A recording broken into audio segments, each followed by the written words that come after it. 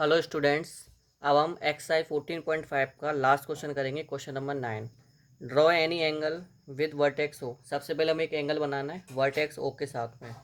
उसके बाद take a point A on one of its arm and B on in another such that O A equal to O B. तो पहले हम इतना question solve करेंगे, ठीक है। तो सबसे पहले क्या करना है, हमें एक एंगल बनाना है। तो एंगल हमें स्केल से बनाना है। ऐसा बोला नहीं कि डी से या उससे ही बनाना, हम स्केल से बनाएंगे। तो मैंने इस तरह से एक लाइन ड्रॉ की और इस लाइन से इस तरह से मैं रख के और ये मैंने एक एंगल बना दिया, ठीक है। इस तरह से ये मैंने एक एंगल बना दिया है। अब इस एंगल का जो ये कॉर्नर पॉइंट होता है ना, ये जो मीट हो रहा है यहाँ पर, इसको वर्टेक्स बोलते हैं। तो ये ओ हो गया। वर्टेक्स हमें ओ रखना है, क्वेश्चन में बोला गया है। अब ये दो आर्म्स हैं, यानी एंगल की ये दो भुजाएं होती हैं, ठीक है। क्वेश्चन में देखो आगे बोला गया, मैं समझा देता हूँ। सबसे पहले क्या बोला गया था, draw any angle with vertex O. सबसे पहले कोई भी एक एंगल बनाओ वर्टेक्स ओ के साथ में। तो मैंने देखो एक एंगल बनाया जिसका वर्टेक्स ओ है और ये पूरा एक एंगल है। फिर आगे क्वेश्चन में बोला गया है, take a point A on one of its arm. किसी भी एक आर्म पे एक पॉइंट ए ले लो और दूसरी वाली आर्म पे पॉइंट बी लेना है, लेकिन दोनों की डिस्टेंस इक्वल होनी चाहिए। और फिर चेक करना है कि ओ ए और ओ बी इक्वल है या नहीं, मतलब ओ ए और ओ बी इक्वल होना चाहिए। तो अगर मैं यहाँ पे ए रखूँगा तो फिर बी भी मेरा इतनी दूरी पे होना चाहिए। तो इसे ना हम अंदाजे से नहीं लेंगे, इससे हम स्केल से लेंगे, ठीक है। देखो ये मैंने रखा।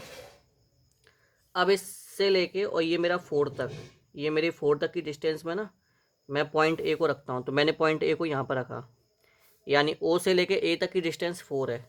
तो फिर नीचे भी ओ से लेके ए तक की डिस्टेंस, बी तक की डिस्टेंस 4 होनी चाहिए। तो उस डिस्टेंस को मैं यहाँ पर बनाऊँगा, ये मैं पॉइंट लगा रहा हूँ। तो यहाँ पर मेरा बी बन गया। अब ओ से लेके ए तक की डिस्टेंस और ओ से लेके बी तक की डिस्टेंस इक्वल है, ठीक है। इसका मतलब ओ ए और ओ बी दोनों इक्वल है। अब आगे क्वेश्चन में क्या बोला गया है वो सीखो। क्वेश्चन में आगे बोला गया है, draw the perpendicular bisector of O A and O B. अब ओ ए और ओ बी का परपेंडिकुलर बाइसेक्ट बनाना है, जैसे अभी तक बनाते आए हैं। और फिर उन दोनों को एक पॉइंट पी पे मीट कर देना है। तो मीट बाद में करेंगे, पहले परपेंडिकुलर बाइसेक्ट बनाते हैं इनका। तो देखो ओ से लेके ए तक का परपेंडिकुलर बाइसेक्ट बनाने के लिए वही करेंगे। इसको आधे से ज़्यादा ओपन कर लिया, तो मैंने आधे से ज़्यादा ओपन कर रखा है, देखो आप। अब मैंने ऊपर एक आर्क लगा दिया इस तरह से और नीचे भी मैंने एक आर्क लगा दिया इस तरह से। अब ए पॉइंट पर रख के मैंने यहाँ पर एक आर्क लगा दिया इस तरह से और नीचे भी एक आर्क लगा दिया मैंने इस तरह से, ठीक है। अब इन दोनों के जो पॉइंट्स हैं ना, इन्हें जॉइंट करो।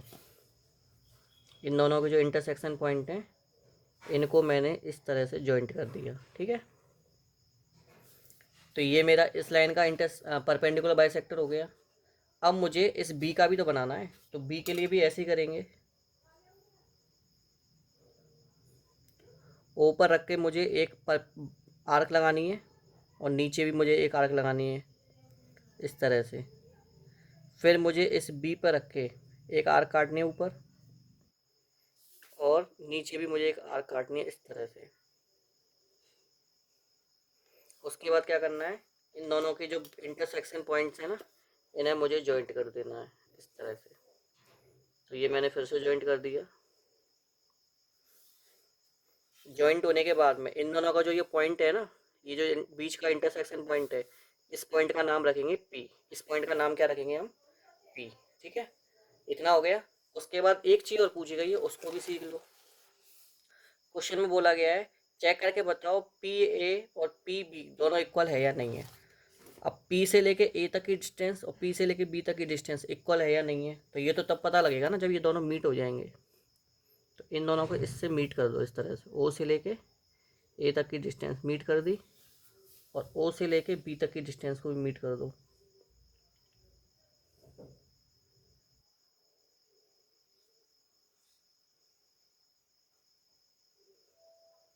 इस तरह से। अब ओ से लेके ए तक की डिस्टेंस और ओ से लेके बी तक की डिस्टेंस, ये दोनों पूछा गया इक्वल है या नहीं है। कंपास से चेक कर लो, दोनों इक्वल हैं। देखो ये भी इसके इक्वल है और ये भी इसके इक्वल है, दोनों की डिस्टेंस कैसी है, इक्वल है ना। तो हम नीचे लिख सकते हैं बाद में, ये ऐसे ही लिख दो यहाँ पर, yes P A equal to P B. और ये आपका क्वेश्चन नंबर 9 कंप्लीट हो चुका है। ठीक है, चलिए